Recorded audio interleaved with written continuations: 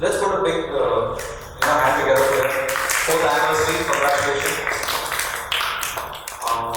I'm happy that towards the end we actually managed to achieve equality in the sense that the participants were the organizers were the participants. Fascinating. We didn't plan that, it just happened. If you take a look at the center pie, that is equality. And that's ideal equality. And if you take a look at the pie that's on the outer, the concentric circle, that's how we really use our senses. To connect with what we just did, 83% we rely on our sight as much as 83%. Next comes hearing with 11, and smell, touch and taste have just 4, 2 and 1% respectively. Let's take taste, that's 1%. Food, our basic sustenance, we give it 1% of our attention. Isn't that fascinating? Whereas sight gets 83%, which need not be sustenance. So somewhere this is all about questioning why. I don't have any answers, but I'll just share a few things that I have gone through since this journey started in my head and where we are today with it. So it all started one of the days in the month of January in the year, I think it was 2013, wherein randomly out of nowhere the thought came to my head that how does a blind person perceive the world? Okay, for example, let's take Amitabh Bachchan, and that's exactly what I thought of. How would a blind person perceive Amitabh Bachchan? Is it just a voice? For us, Amitabh Bachchan is a rounded personality. We can see him, there's a voice, we can see how he moves, the way he dances, the way he acts. I mean, it's a total personality. But for a blind person, maybe it's just about the voice. In which case, we have many people who are voiceover artists. So, how do they experience Amitabh Bachchan for who he really is? Can they tell the difference between the real one and a fake one? This is what probably one of the things that got me thinking about it. And then I thought maybe they have some amazingly sharp sense of all the other things, because their sense of sight is 0. So automatically all those 4, which are 11, 4, 2 and 1 for us, they occupy a large amount of this 83%. It's obvious, but the extent to which I felt it, I thought maybe I'm going a little crazy, so let's take it easy. So one day I was right there where you see that black car, my bike was there. This is KFC Junction in Indiranagar, and we were at a red light and there's a blind man crossing the road. Okay, so he's going exactly across in front of us. He stops right there, and there's everybody else crossing irrespective of how the traffic is moving. But the blind guy stops because there is traffic moving in this direction. So from this turn, the CMH road, they are turning from 100 feet onto CMH road this way. He stops right there. He realizes there's no traffic and he starts crossing the road. Suddenly, midway, now he is halfway across this part of the road, he stops. He notices that there is and we see now, we were right in front of him. First it was me looking at him, then I looked around, I realized everybody is looking at this guy crossing the road. So he has stopped in the middle of the road, and he has somehow perceived that there's an auto who's going to take a turn in his direction, which is why he has stopped. The auto guy is in his own world, and we have seen that the auto guy has not noticed him, that he is blind. So, he's presuming he's going to cross, but our gentleman has stopped there.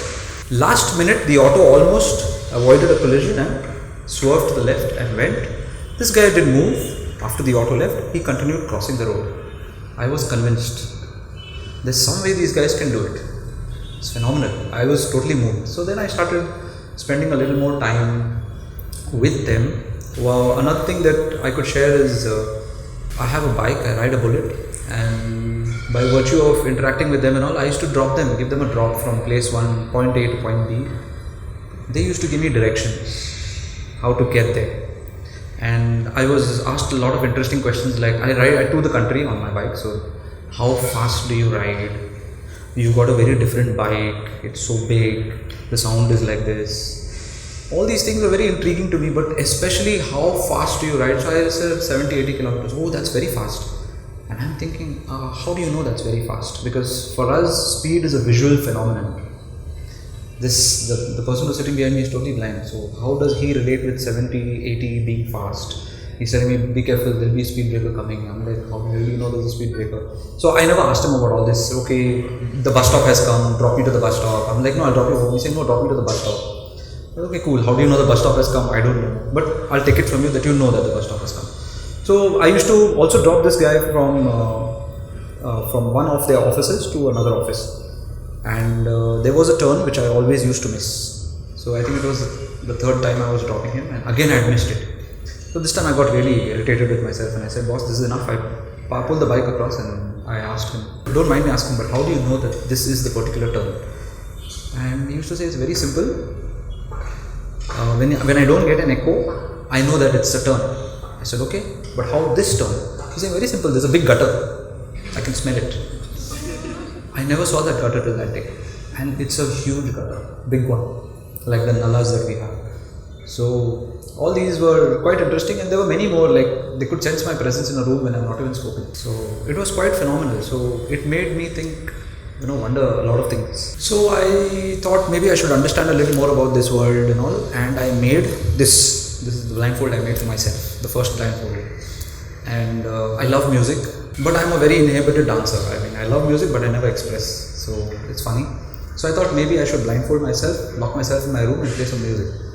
And that's what I did for an hour. And it was the most amazing thing I've done. It has changed my perception about music and dance. And I'll tell you how.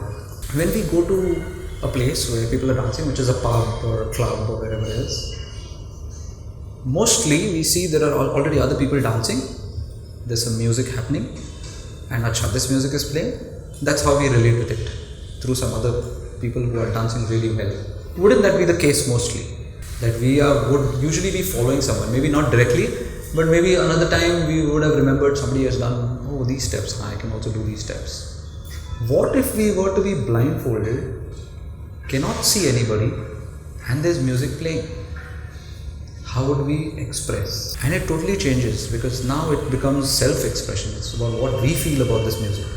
So for me it was, okay, for a few minutes I was listening to it, and I started doing this. So what happens is when you're listening to music, you want to interact with it. You don't want it to be a solitary, individual. You're getting something in, you want to give something out. So I started doing this. Then I started tapping my feet.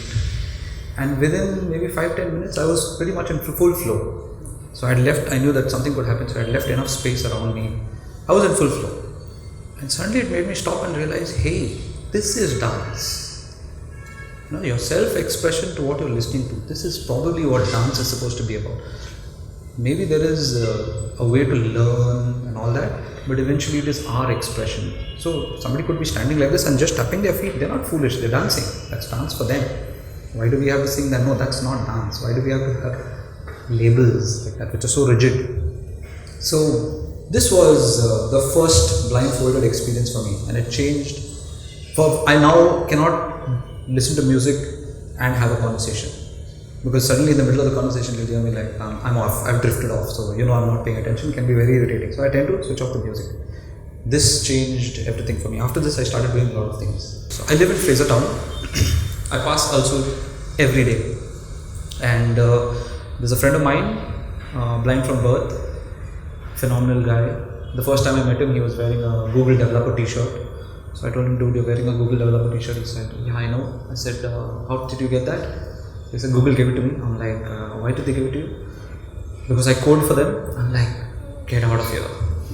So he writes code for Google. He used to be a social media manager for Tanishq. Now he works with Tata Click in Mumbai. Phenomenal guy. I mean, he can give all of us a real run for everything that we think we are running for. So he was on the bike, and I was dropping him from one place to another.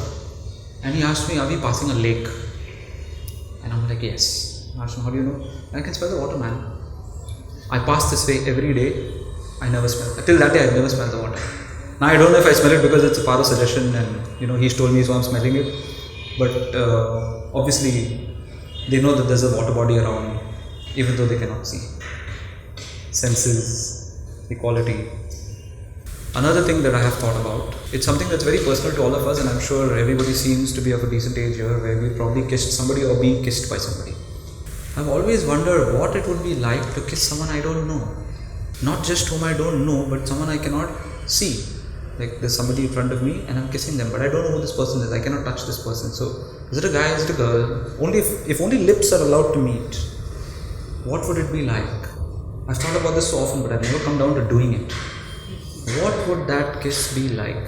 I mean, would it be strange? Would it be amazing? I've wondered so many times, if a kiss were to be just a kiss and nothing else, what would it be like? This is my daughter. She was born on 6th May, and the reason these pictures are amazing to me is they've just been clicked yesterday, and she has started now understanding her sense of sight, which is, from what I understand, she is now beginning to look at us and focus on us. So I'll take you back a bit. In March, which is when my wife completed 6 months, she decided to, we're from Mumbai, I moved to Bangalore 7 years ago, so my wife's folks and my folks are from Mumbai, so my wife decided to go and spend her time with her mom. So she was in Mumbai, I was in Bangalore, and we had a long distance thing going, so mostly WhatsApp. So it was very interesting that after she was born, when she heard the beep of the phone, she used to smile. Maybe she was very familiar with that sound, but I also noticed that she would respond to sounds if anybody called her grandparents, parents, others at home. She would turn in the direction but not focus. I mean, she would look blankly. If anybody has kids, I'm sure you all would have been through this before. But right now, and she is very noisy, she's been makes a lot of sounds and noise and all from the very beginning. And she was in an incubator for many days and she used to create a racket there. But ever since she started focusing on people, I have noticed one thing about her. There's silence. Absolute silence. She does this in absolute silence. Sometimes I used to think something is wrong. When I started paying a little more attention, I'm like, hey, no. Once she has seen you enough, like maybe 15 minutes, half an hour, then she starts making sounds about it. Somewhere it got me thinking that, is that how the senses work? To let us experience one fully, and that's the best way to learn this, because this is how we really learn our senses. Do we really need to cut off? I mean, if babies are doing it, do we really need to keep quiet and, hey, okay, now I can see. What am I seeing? Is that responsibility on us? I mean, I'm saying as adults. So I've got all these questions in my head and I hope I can find answers to them. All of this that has been happening since 2013 and 2014 has led to these two things. One is the inner eye and one is from year to year. From year to year is basically an initiative where we can work with the blind, connect them or help them explore areas of, different vocations which are not visual based. Sound, which use the sense of sound, which use the sense of touch, which use the sense of taste and smell. I don't know if you all are aware, there are blind masseurs in Mumbai. They give an excellent massage because there is no prejudice of who the person is, guy, girl, nothing. They just know the body very well, and they're absolutely focused on that. So I've never had one, but I've heard that they give a phenomenal massage. Then there are sculptors, because they can sculpt, their sense of touch is very sharp. So that's one. The inner eye is basically where we do sessions like these, where we explore the world within us in order to reach out better to the world outside. So that we do under inner eye, which is what, this was a very, very simple basic session, but we also do more complicated sessions like team building. So we do team building absolutely blindfolded. I also do not let participants speak during the workshop. So it's a 1 hour workshop that's broken into 3 parts where I divide everybody into teams and all that, but you don't get to speak. So everybody asks, then how do we communicate? So we don't have to communicate, and I say no, you can, but that's up to you. We're a smart species. I think we should reinvent things, the ways to do things, and phenomenal results, especially with the C bracket CEOs, COOs, CFOs and all that. It's most fun doing it with them. And I don't know, I don't want to tell you all why, but Kids are amazing because they're more in touch with they're questioning. There's no judgment. Like, I think we successfully graduated today from down to, oh, I can't do this, to, did anybody spill anything? Surprising, no? I'm sure if we were with our eyes open, we would have spilled a lot of food. This I've noticed in all our workshops. We are extreme. I don't think anybody bumped into each other. I don't think anybody felt, hey man, is somebody going to touch me oddly? None of these things were there. I mean, we were on our guard, even extra, but not for ourselves, for someone else. Isn't that a wonderful place to be? I mean, where we can't just interact better as humans, but we can also learn much more about ourselves. So I guess this is what it's all about. Thank you.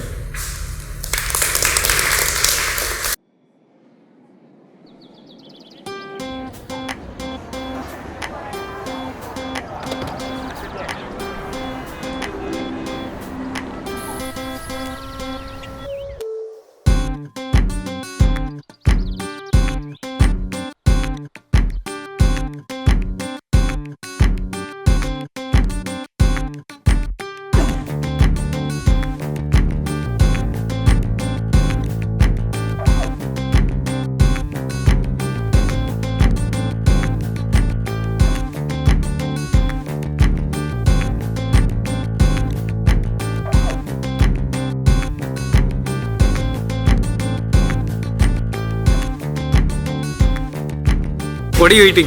Me? Yeah. Vada, chutney. I have no idea what this is. Listen to Idli, me. vada, Idli dipped in upma.